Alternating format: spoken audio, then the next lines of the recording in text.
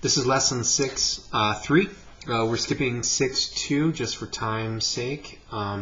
So just keep that in mind. It's basically using that summation formula, the one that involves this.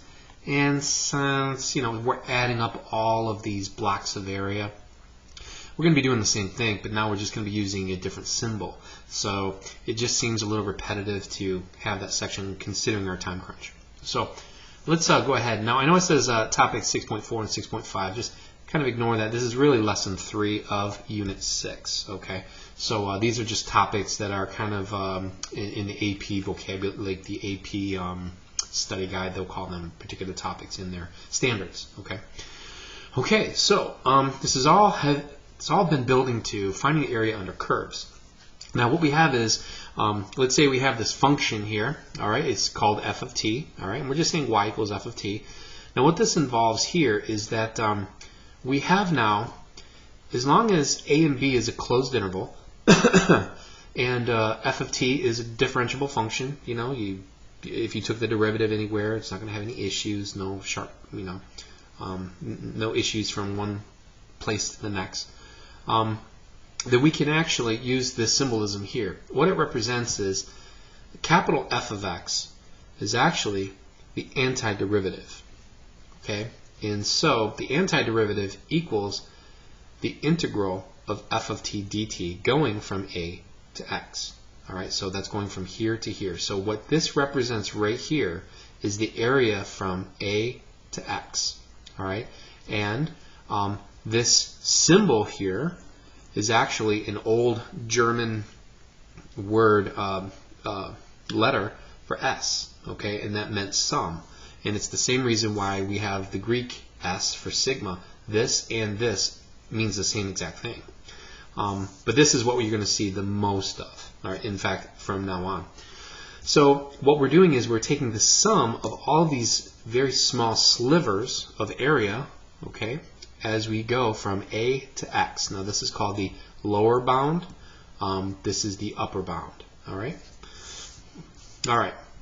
So I'm just kind of summarizing things for that. All right. So moving along here,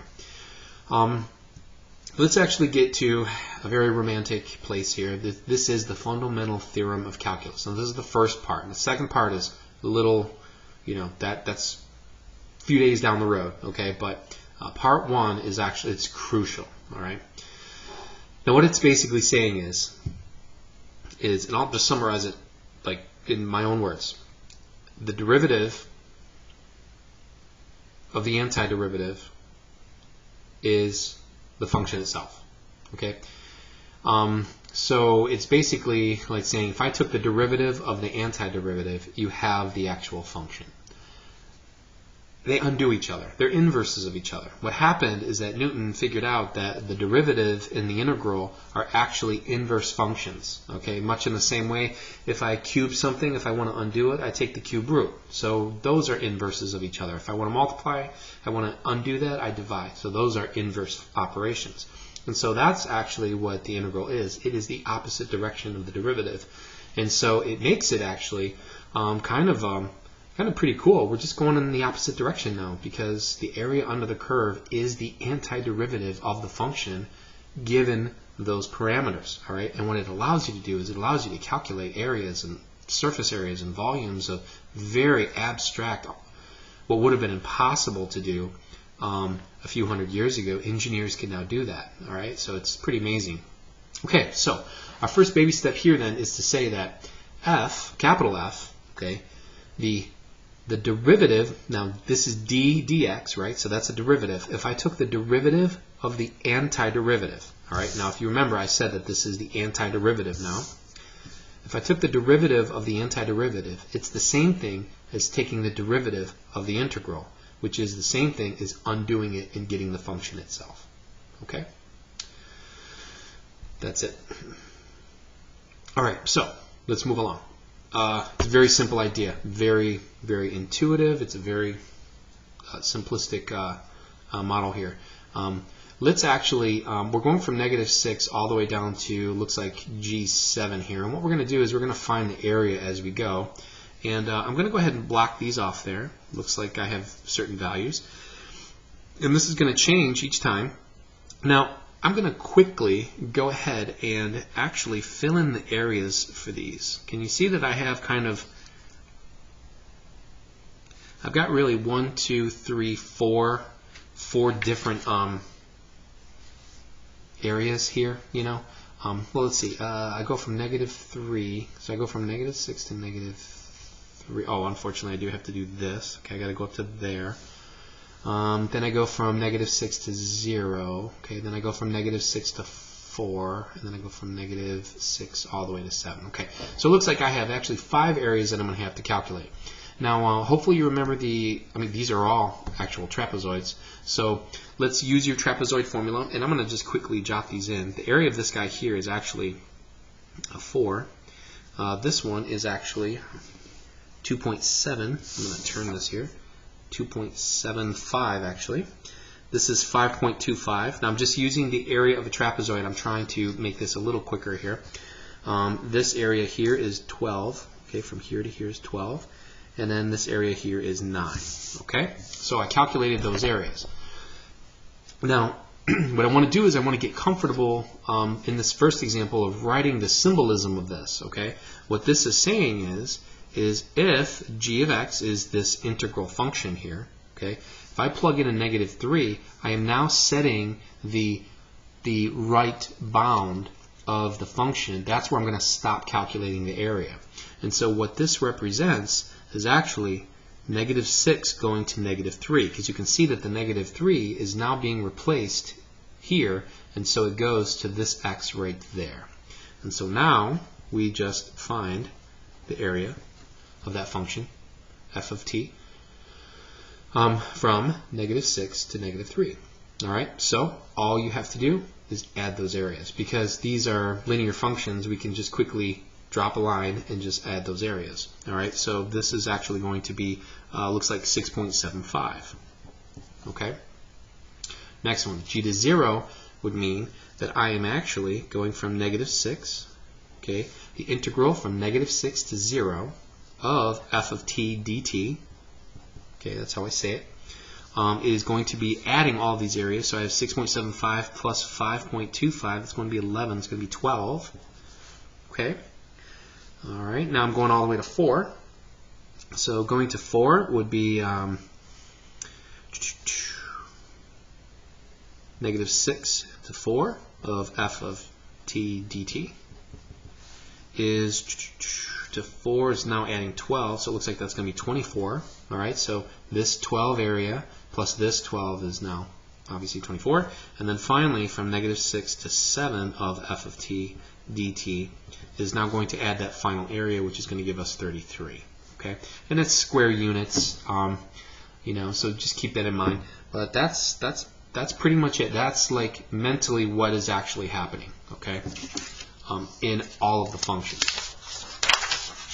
Okay, so example 2.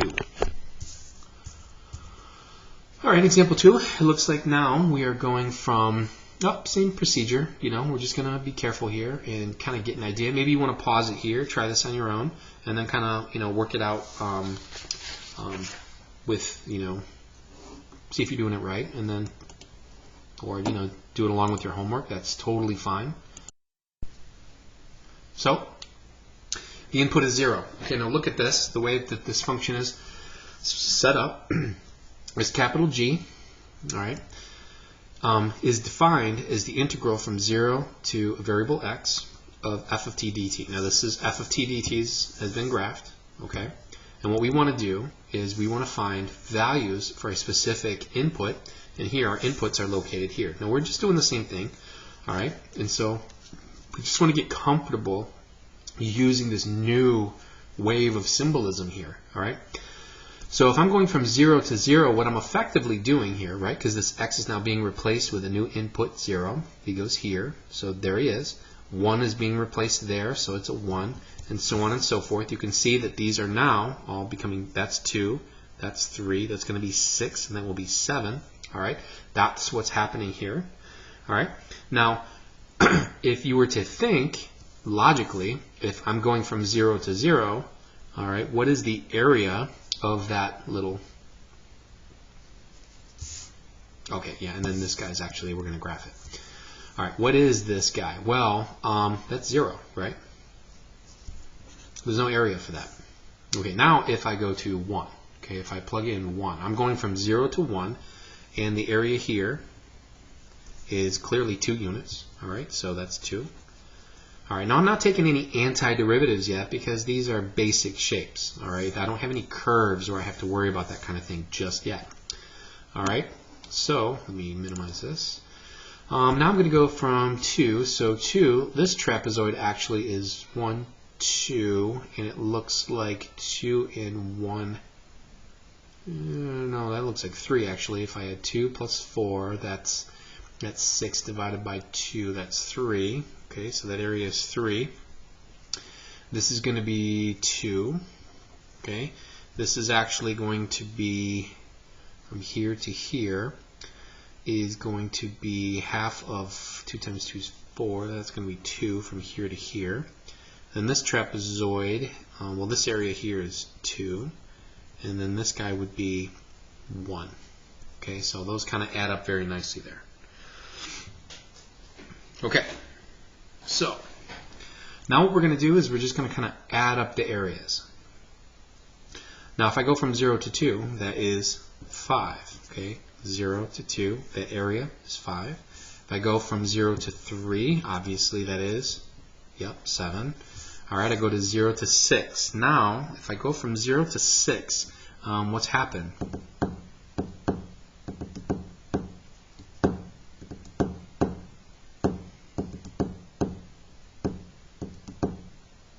Any ideas? Negative area. Yep.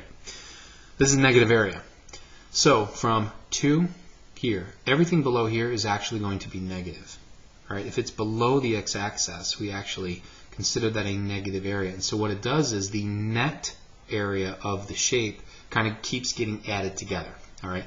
So while this is a positive 7 up here, okay, this whole area down here is a negative 5.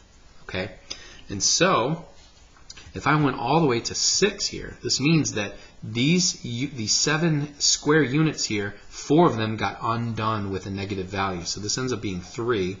Now if I went all the way to the end, this area and this area added together actually is going to be 2. Okay?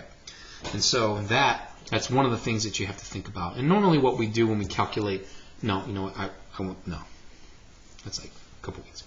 Okay, so what big G of x here is going to look like if I were to graph from 0 to x. I can actually graph that function. Okay, 0, 0. Okay, 1 is 2. Input of 2 is 5. Input of 3 is 7. Input of 4, don't have it.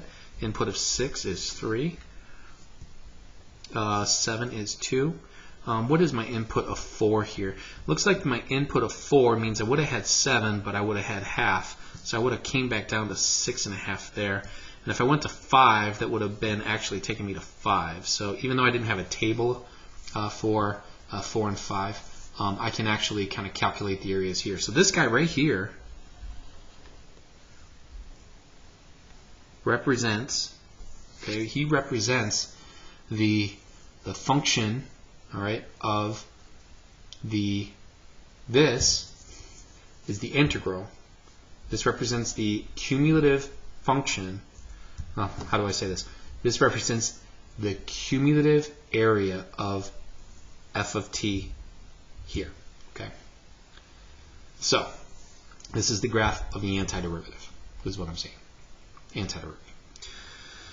Okay. So on what interval is big G of x actually increasing? Okay, got an idea? Of course, yeah, makes sense. Where's capital G? His area is increasing as we go all the way up to here, and then it starts to decrease. Okay, so all right, it increases. Okay, when the derivative, okay, that is the slope of big G of x, okay, when he is positive, so you can see his slope is positive until it gets to here, so it is increasing, okay,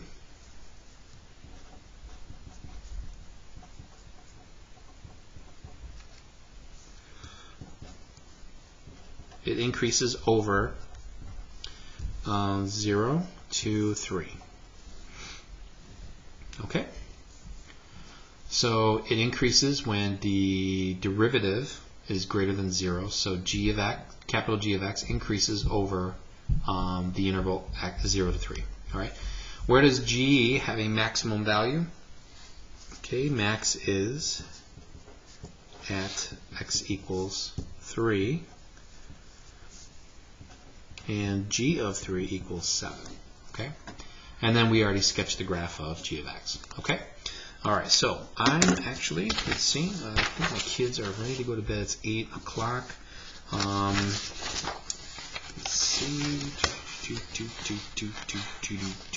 Okay, yeah. So if I jump into the next one, it'll probably take about 15 minutes. So I'm going to stop there for this one. I'm going to post it. You guys can do as much of the homework that makes sense to you. All right, and we'll just keep going. All right. Have a good evening, and I will probably post something soon, probably tonight.